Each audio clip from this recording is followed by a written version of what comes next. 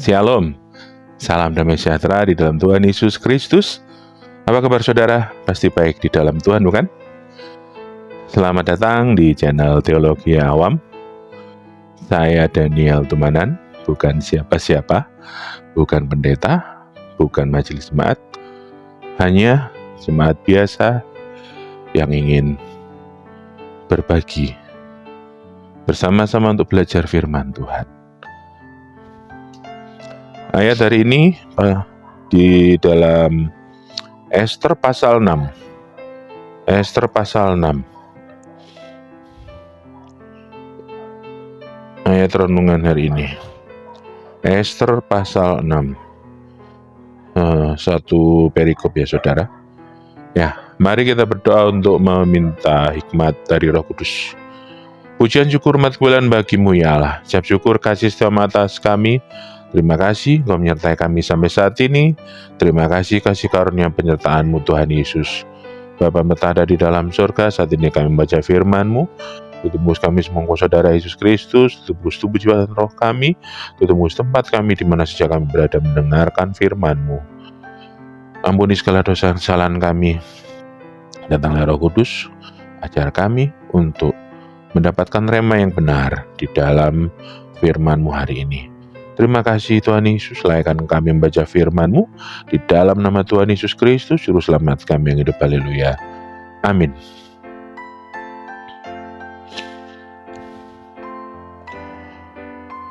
Ester pasal 6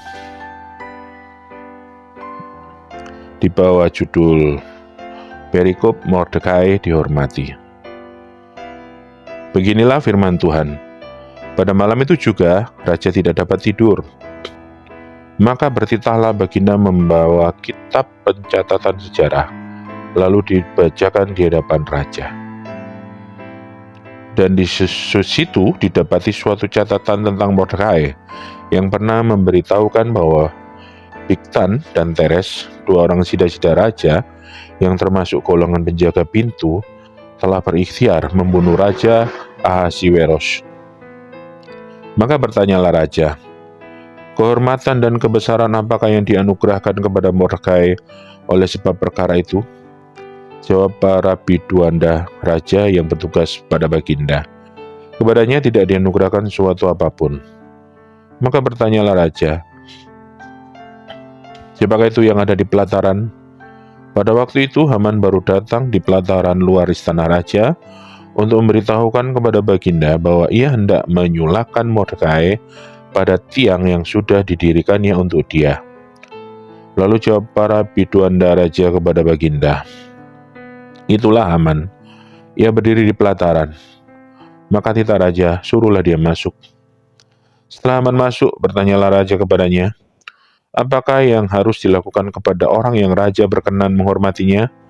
Kata Haman dalam hatinya, kepada siapa lagi raja berkenan menganugerahkan kehormatan lebih daripadaku?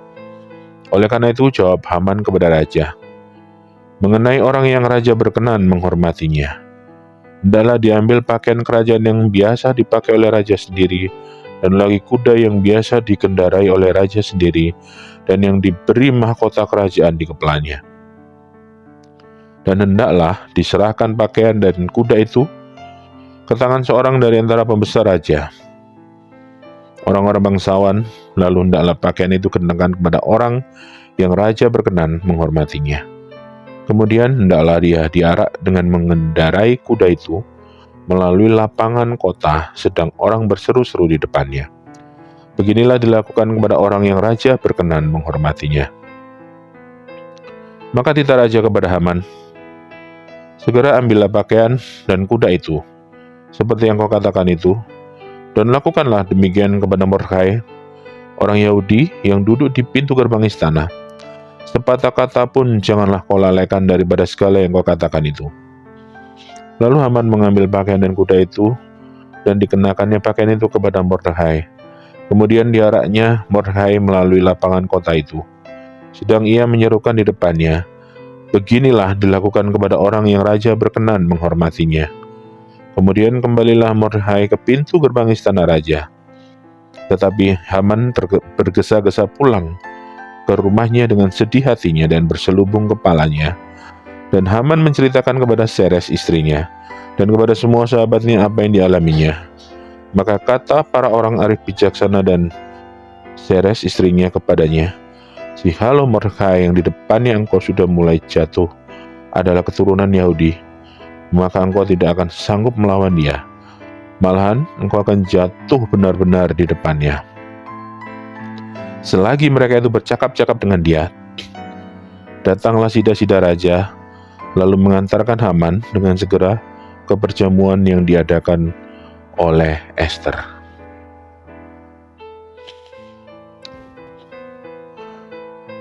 Mari kita baca untuk tuntunan renungan dari renunganharian.net, Senin 12 September 2022. Tidak aneh apabila seseorang sesekali mengalami insomnia. Namun sungguh aneh mengetahui seorang raja yang karena tidak bisa tidur, bertitah untuk dibacakan kitab pencatatan sejarah.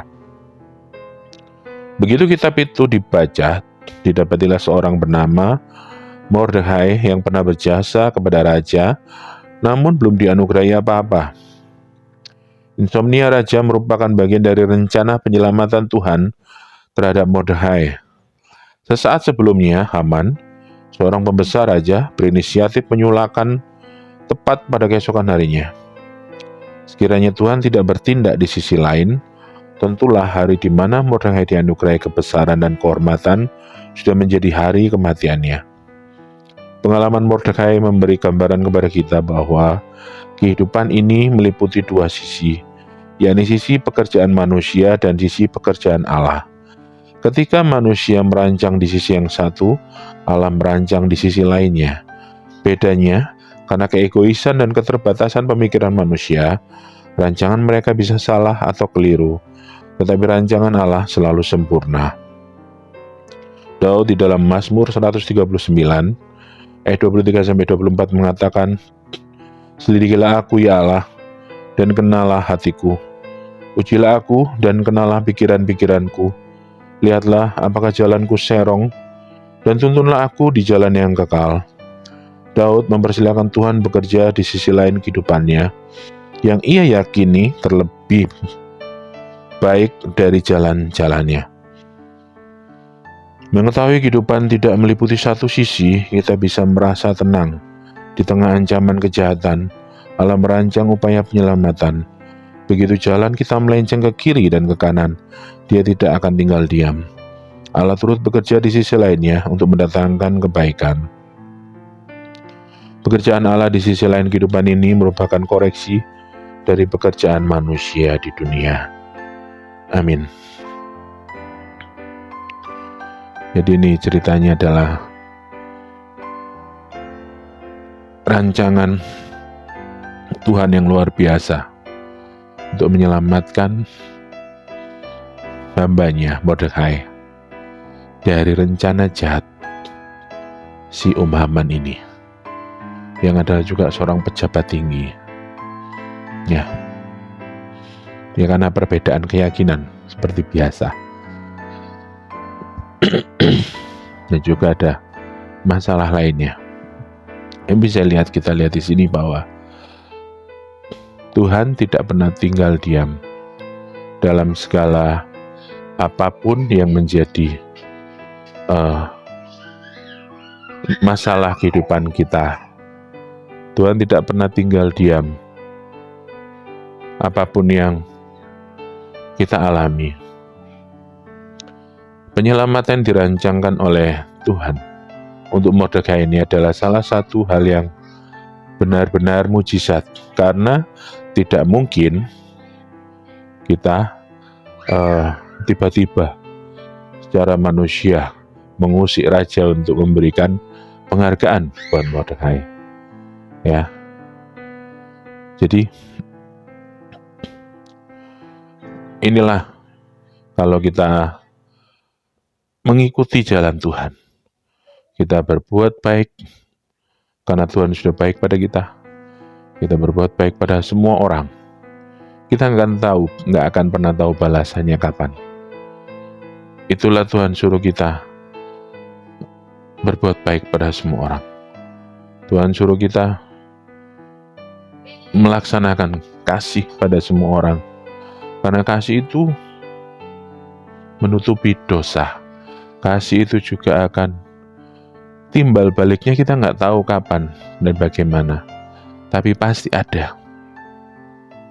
Ya, meskipun terkadang kasih itu perlu modal, kasih itu kadang dalam artian merugikan, tidak menguntungkan, tapi kasih tetaplah kasih. Meskipun dari sisi finansial mungkin ada yang merugikan, tapi kasih tetaplah kasih. Karena Tuhan kita adalah Tuhan yang ajaib. Tuhan kita merencanakan segala kebaikan buat kita, meskipun manusia merancangkan segala kejahatan. Ya. Ini adalah luar biasa. Kita pasti tahu bahwa dalam setiap aspek hidup ini pasti banyak orang, ada aja orang yang merancangkan jahat buat kita, meskipun kita sama sekali tidak nyenggol mereka. Ada aja mereka benci kepada kita. Karena apa? Mungkin beda agama, karena mungkin iri, atau dan lain sebagainya. Tapi selalu ada aja. Kita tidak dapat menghindari masalah, karena masalah selalu mendatangi kita sebagai orang percaya. Karena iblis tidak mau kita sebagai orang percaya hidupnya tenang, karena iblis selalu mau mengganggu kita dalam setiap apa yang menjadi agar kita jatuh, agar kita tidak percaya kepada Tuhan. Ya. Karena itulah, meskipun begitu, Tuhan tidak pernah tidur, Tuhan tidak pernah lupa untuk mengawasi kita. Pertolongannya sangat ajaib, pertolongannya luar biasa. Tuhan Yesus lebih daripada para pembuat film Hollywood yang terlihat nyata. Tuhan Yesus lebih dari para penulis cerita fiksi. Tuhan Yesus adalah penulis cerita kehidupan dari jutaan orang, dari jutaan manusia, miliaran bahkan yang sudah pernah lahir.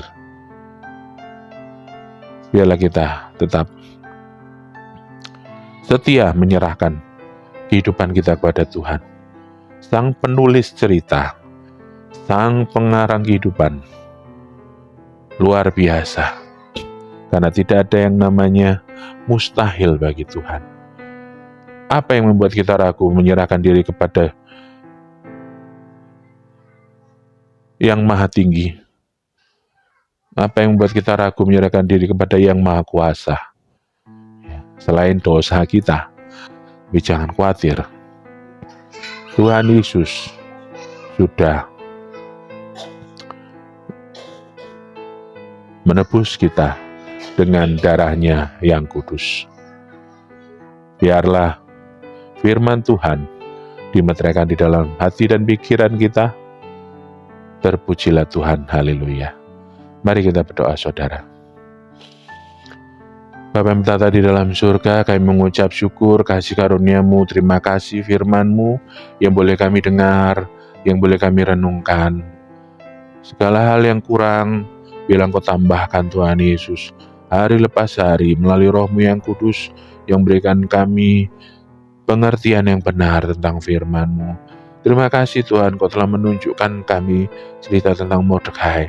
Bagaimana Allah merancangkan yang baik kepada Mordekai tepat pada waktunya untuk menghandle rancangan jahat si Haman. Tuhan, secara manusia, posisi Haman lebih tinggi dan akan mudah menghancurkan Mordekai. Tetapi Tuhan lebih tinggi daripada Haman. Tuhan lebih tinggi dari segalanya. Dan Tuhan merancangkan, Tuhan memberikan perlindungan kepada Mordekai sehingga lolos daripada rancangan jahat si Haman. Begitulah kiranya Tuhan, kami melihat, kami mempercayakan hidup kami kepada penulis cerita yang luar biasa, kepada penulis skenario yang luar biasa. Karena Engkau Maha Kuasa, Engkau Maha Besar. Apalah yang membuat kami masih ragu untuk menyerahkan diri hidup kami untuk diberikan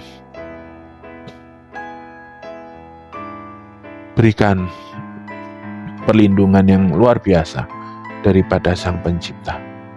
Terima kasih Tuhan Yesus. Terima kasih, kami mengucap syukur.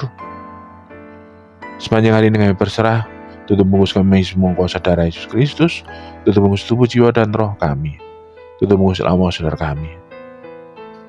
Bila kami boleh melakukan firman Tuhan di dalam sepanjang hari ini, sepanjang hidup kami.